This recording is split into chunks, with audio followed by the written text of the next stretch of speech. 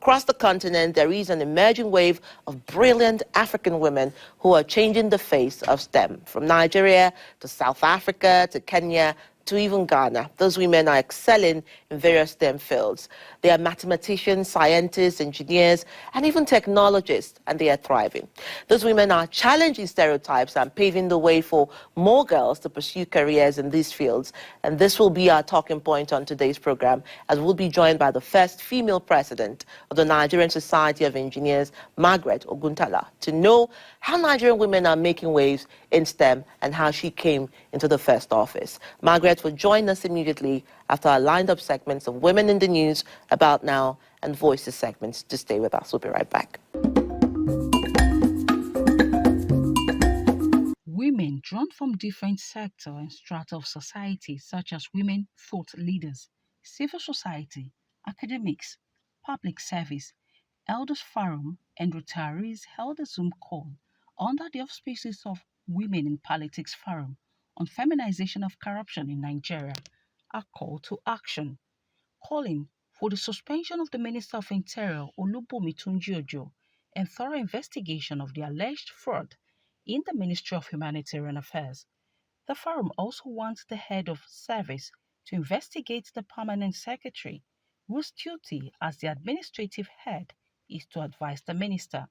The forum say the investigation should also include the directors of finance and audits, who have the primary responsibility of check and balance in public finance and accountability, as it stresses that proper and thorough forensic and administrative audits be conducted and results publicized. It says its move is born out of concerns about the narratives and framing of alleged corruption and malfeasance in the Ministry of Humanitarian Affairs and poverty alleviation as a women-specific problem, when in fact corruption is gender-neutral and perpetuated by all genders and sexes.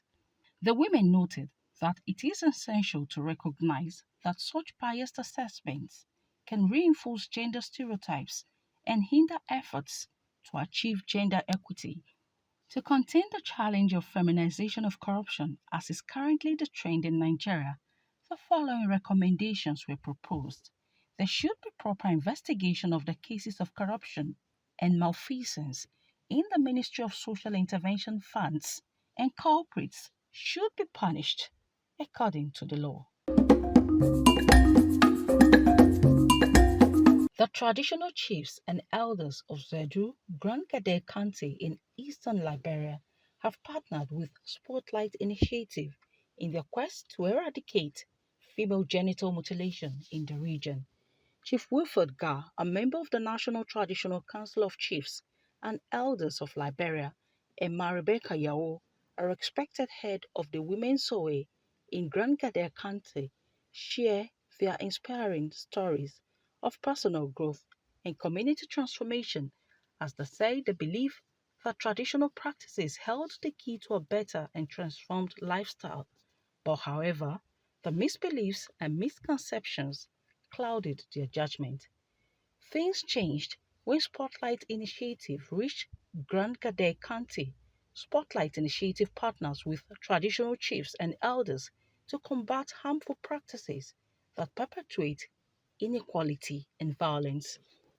These community leaders proudly affirmed that the traditional chiefs and elders have wholeheartedly embraced the change, and through the combined efforts of Spotlight Initiative, the Traditional Council, and the dedicated community members, Grand Gade County is paving the way for a more inclusive and progressive Liberia, where the rights and well-being of all individuals are protected.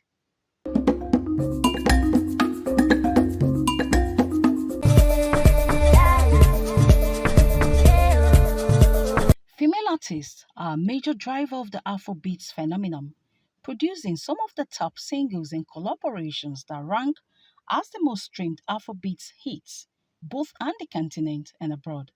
Their global recognition is aided by wins and mentions in the world's top music and entertainment awards. Afrobeats emerged in the late 1960s and primarily involved the fusion of a variety of West African music genres such as juju, highlife, fuji, and Yoruba vocals, rhythms, and instrumentals.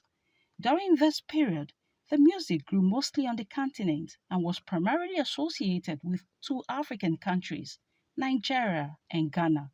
Today, young African artists, many in their 20s, are infusing the genre with R&B, soul, hip hop, and reggaeton to create their own easily identifiable beats. According to streaming platform Spotify, Afrobeats track were streamed more than 13.5 billion times on the platform in 2022, up from 2 billion in 2017. Here is a list of 10 top female Afrobeats artists, ranked according to the number of streams on the streaming platform Spotify as in June 2023. Thames. Thames is a multi-award winning female Afrobeats artist whose work continues to gain global acclaim and attract international collaborators. She was the first Nigerian female artist to win a Grammy for Best Melodic Rap Performance alongside Drake and feature for their song Wait For You, Lift Me Up, which Thames co-wrote with Rihanna, which featured on the soundtrack to 2022's Black Panther, Wakanda Forever, and nominated for Best Original Song at this year's Oscars. Arya Star, this Benin-born Nigerian Afro-pop star has carved a niche for herself with what she describes as music for the soul. Rush, a song she released in 2022, was the initial love for what is now a global fan base. Amarie, singer-songwriter Amarie gained global recognition in 2021 with the remix of Sad Girls Love Money, featuring Carlos Uchis.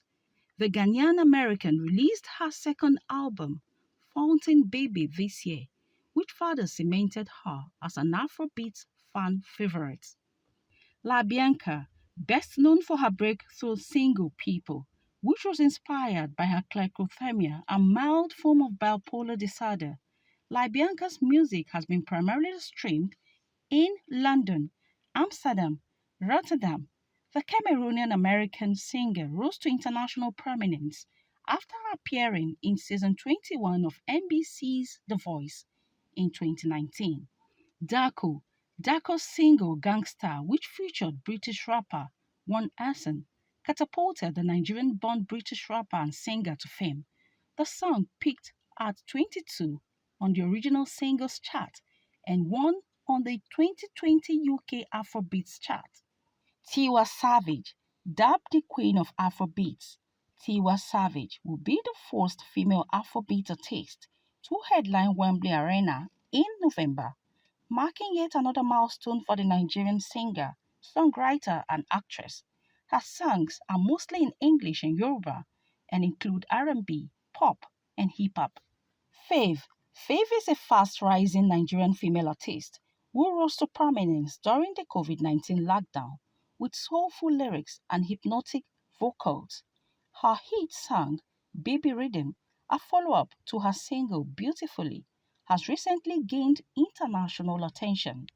Yemi Alade is Nigeria's biggest female Afrobeats artist and one of Africa's most recognizable pop icons. My Pa, on which she collaborates with Naija, Butiwa, Terawak, and Moonchild Stanley, is one of the top exported Afrobeats collaborations. Simi has earned the moniker Studio Brat for her versatile mixing and mastering abilities.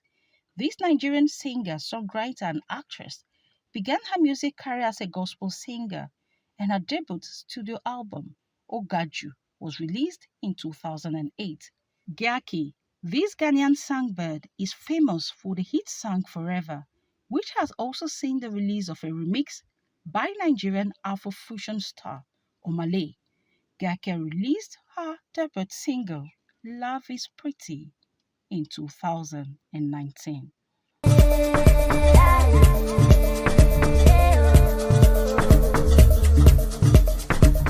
We'll definitely be bringing you up to speed to the rest of the top 10 in that list. Of course, Ira Star made it, Yemi Alade made it.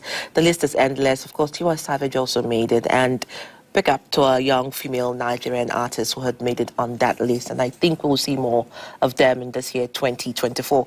Now, talking about people breaking glass ceilings and also breaking barriers, I told you earlier on we'll be looking at STEM, but most importantly is to look at women who are breaking those barriers and leading from the front. And I have with me Margaret Aina Guntala with me in the studio, and I would want to say a bit about her because her, oh my gosh, her in fact, her CV and her profile, it doesn't do justice to the endless years and participation she has given back to the society of Nigerian engineers, especially the women. 25 years, and after 65 years, we're having the first female. In fact, she was the chairman of the NCE Ikeja branch from 2009 to 2011, which she led the ESCO to ensure completion of the first phase of the NCE Ikeja branch secretariat. And apart from that as well, she's a three-term vice president, 2024, 2020, 2015, 2016, and during which her tenure as vice president, corporate resources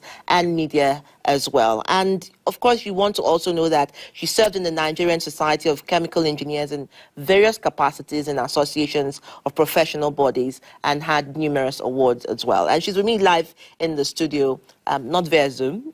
No, she's live in the studio, and I would like to say congratulations first. Thank you. Like I said to you backstage, it's been a marathon, you know. Yeah, and it has. It has, and you're going to get more of this because it's not easy. It's not a mean feat. That's true. And you know, interestingly, so it's happening in a time where more girls are looking up to mentors, looking up to people, women like themselves, to be able to, you know, create and bridge the gap in the STEM system. So tell us your journey so far before we get to your presidents.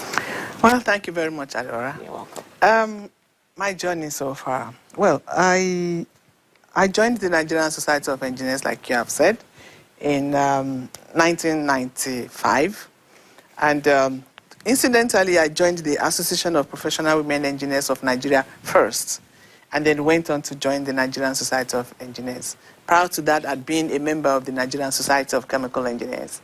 And it just, because of the kind of person that I am, I believe in service, you know, and I had no problems volunteering, you know, because one has to do a lot of that to be able to move on in life. So I simply just volunteered, and within 1 year of joining the Nigerian Society of Engineers, I started participating at the level of chairman, organizing committee for events and all. So I did a lot of that, and then rose to become the chairman, the first female chairman of the Nigerian Society of Engineers Ikeja branch. And because we had never had a woman, I knew that I had to do a lot to make a mark. So, and I was able to do that with my team. So prior to my becoming chairman, the secretariat of our branch was domiciled or based in the private offices of the various chairmen, including mine. But by the time I finished, my tenure, we were able to move to the secretariat of the branch. So that was a landmark achievement for me, and that kind of launched me to the national, because of course a few other things that I was able to accomplish as chairman of Ikeja branch. So it's been a journey of hard work, resilience, and focus. Focus, yes, because I kept my eye on the ball all the time. And a lot of planning. A lot of planning as well, because knowing when to do what, you know, and a lot of politicking. So I had to do lobbying. So fortunately for me, I'd learned some politicking right from school.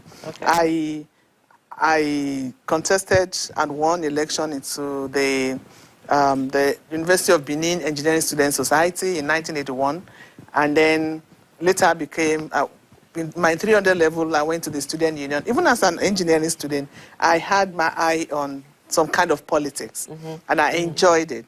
So by the time I started serving in NSC, it was not too difficult for me to navigate.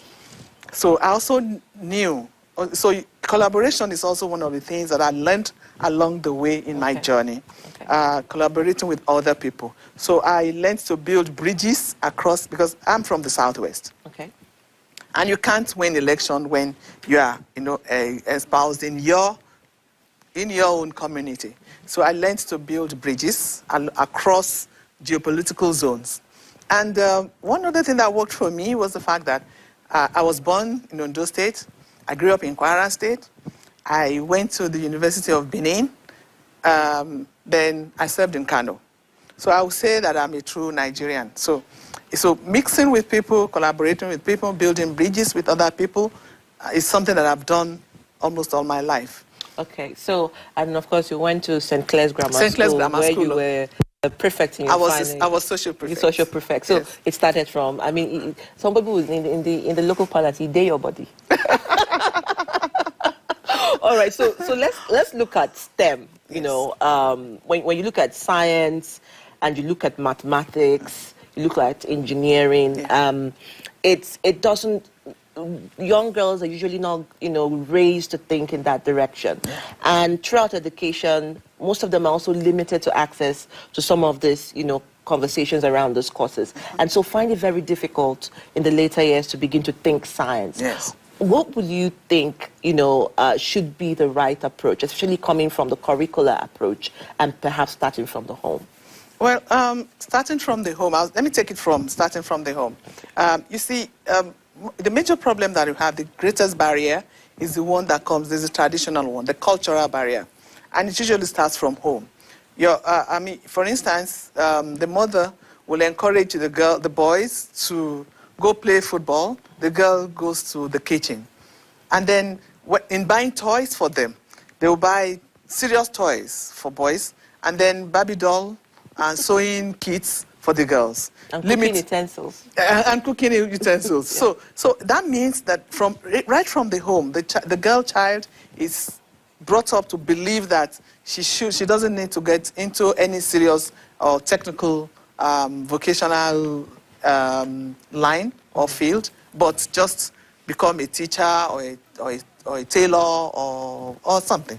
So that means that from the home, particularly as mothers, we need to let our girls know that, look, you are just as smart as the boys. And my father did a lot for me in that respect. My mother is more, she's an introvert, but my father was an extrovert. And we were friends. So he would tell me right from when I was young. I was his first child, and I was a girl, but he never treated me like a girl. So he treated me like an equal, so to speak. So he taught me that, look, you are better than any other person. You know how your father will help you build your confidence. So confidence is what we also need to build in our girls. Let them know that they can be anything that they want to be. They have what it takes. They have the intellectual capabilities and all of that. So that breaks that barrier. And then the cultural, even my father, open-minded as he was not very receptive to me becoming an engineer. So he asked me, why do you want to become an engineer? So he wanted me to become a doctor. And I didn't want that. But eventually, because of the kind of person that he was, he allowed me.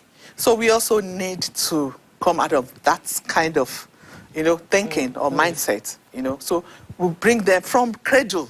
And upwards. And upwards. Okay. Instill in them the sense of maybe confidence and then the right... Assurance that this is the right path. Yes. Absolutely. Yes. Now, women only make up, I think, up to just 34% of the workforce in the STEM sector.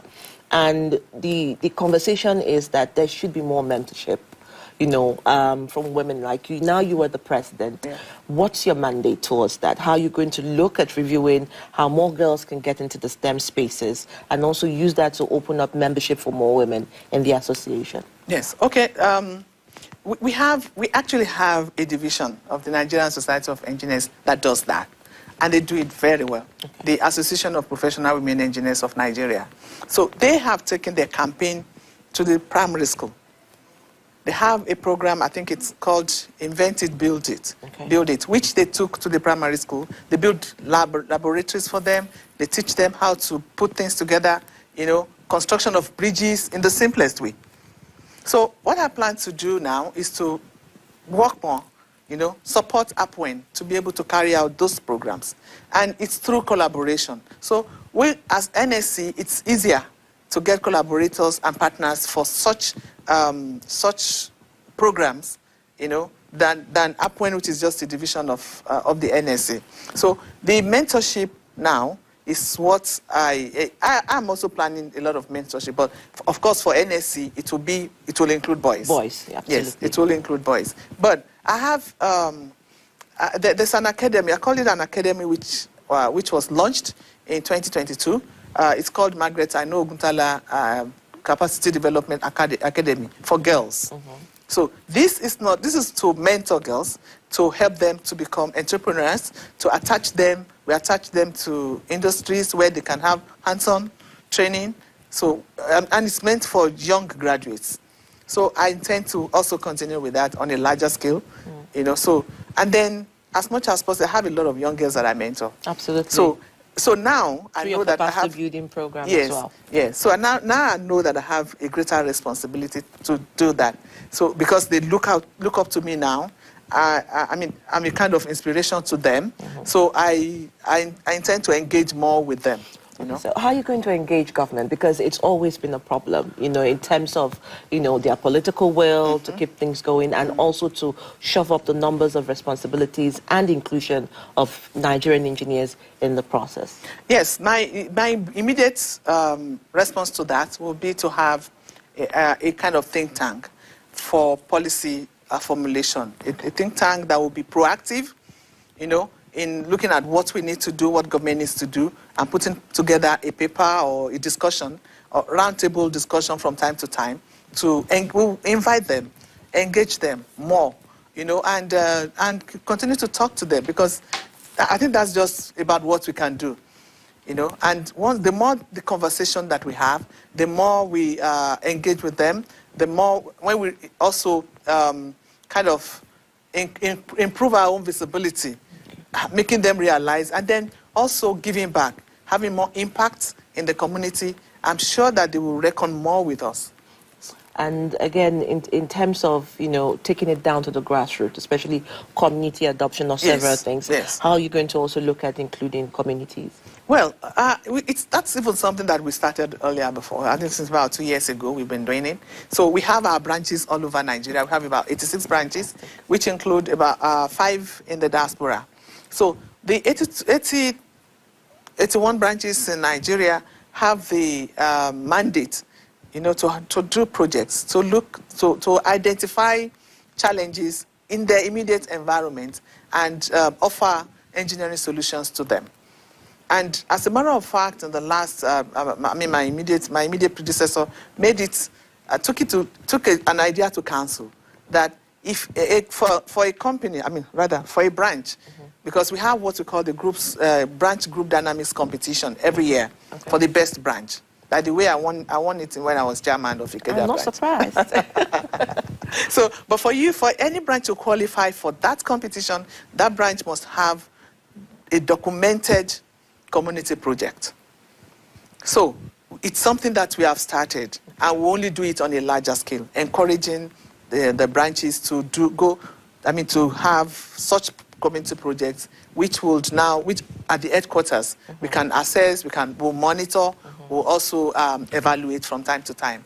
Okay. So that will be taking it to the grassroots. So if there were more people to join, especially women, and they're listening to you right now, and they would want to come on board, how would you advise that they proceed? Well, my advice will be this, that they start by volunteering.